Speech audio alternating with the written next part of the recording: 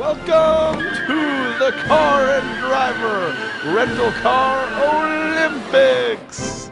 I'm Mike Austin, and we're here at the North Carolina Center for Automotive Research. We've rounded up 4 rental cars, and we're going to subject them to all sorts of tests. And through that, we're going to find out which is the best of the 4 rental cars.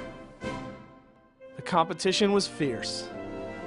With David Gluckman in a Lincoln Town Car from Enterprise, Don Sherman in a Cadillac CTS4 from Avis, John Yonka piloting a Ford Mustang convertible from Dollar, and me in a Jeep Compass from National.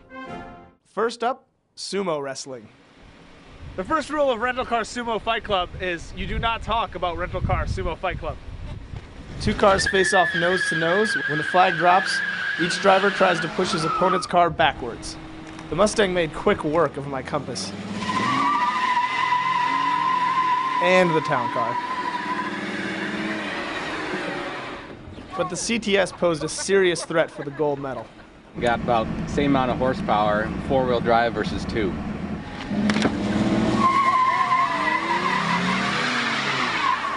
So that's gold for the CTS and silver for the Mustang.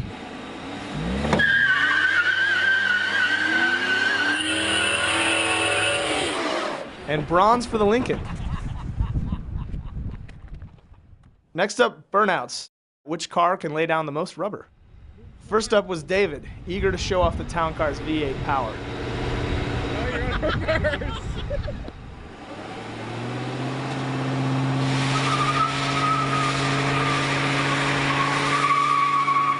But he only managed to spin the tires for 5 feet.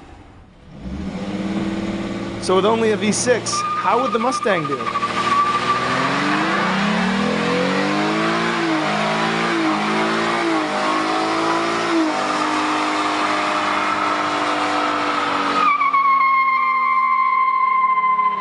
Nice. The all-wheel drive CTS didn't even chirp its tires. So it was down to me in the Jeep. The Mustang did 150-foot-long burnout. I'm going to see if I can beat it. Nope. Next up, the reverse race. A full lap backwards. 3, 2, 1, go!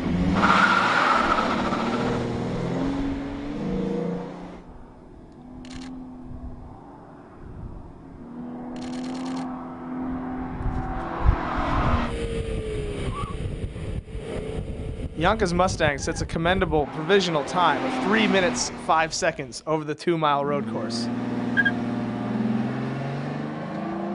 Sherman, hampered by a governed reverse top speed of 31 miles an hour, sets a slow lap time, 4 minutes, 12 seconds. Gluckman's town car is capable of a terrifying 63-mile-an-hour reverse top speed.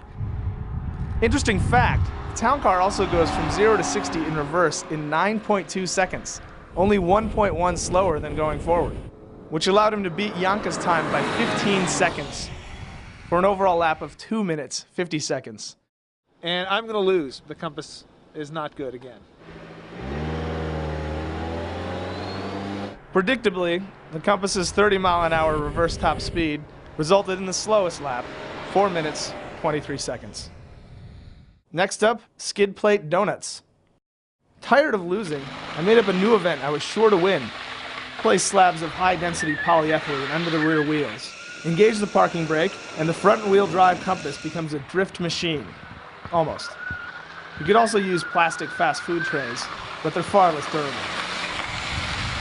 The 3 other cars were forced to watch from the sidelines because their parking brakes are at drive wheel locations. For our final event, parking brake assisted parallel parking. The crucial error on my first 2 attempts was carrying far too much speed.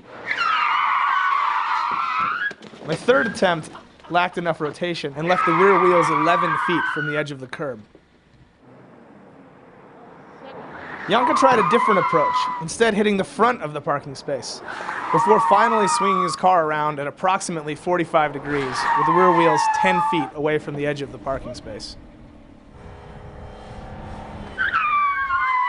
Seasoned pro Sherman clearly knows what he's doing, although it took him a couple tries to warm up.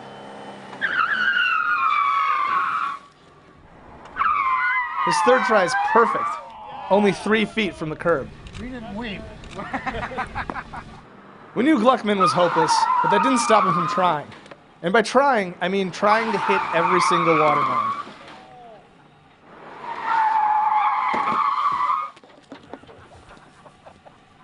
With the games over, we went back to our trailer for the closing ceremony. This is the best watermelon I've had all day. Get John going face down in it. I'm a clean eater. I'd say that the Cadillac won at least 2 tests. It's lovely in its equipment level. Quite a handsome machine. I can't think of a better entry out here. Well, seeing as it's 30 degrees out, I think there's no better car than a convertible. And, you know, it's a Mustang, so. You're 2 cylinders shy, though. So I was looking for basic transportation, and I got slightly less. Well, I walked in looking for an economy car, and they were all out, and instead got my dream vehicle, which is the Lincoln Town Car, which is humongous, old, and the fastest car in reverse, apparently. It's pretty fun to rent. It hit 63 in reverse. For the full story, check out the March issue of Car and Driver magazine or visit caranddriver.com.